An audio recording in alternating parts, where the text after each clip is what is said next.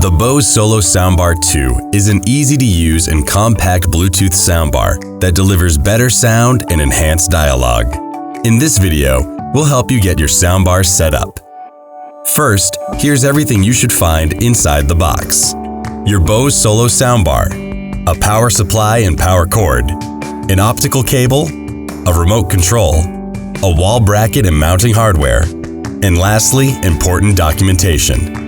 Now let's set up your soundbar. Begin by centering the soundbar in front of your TV, or if you're planning to wall mount the soundbar, follow the included instructions. Next, choose an audio cable to connect the soundbar to your TV. We recommend using the included optical cable.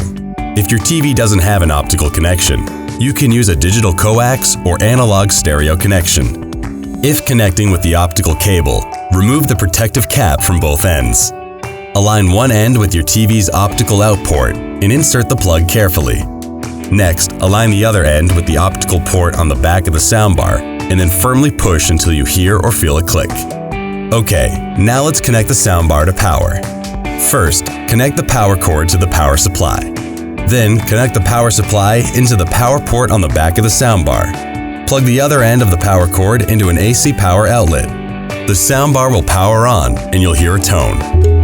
To avoid hearing distorted audio, make sure to turn off your TV speakers. You can typically find these audio settings within the TV menu. For more information, refer to your TV's owner's guide. You're all set up. For additional support, visit our website.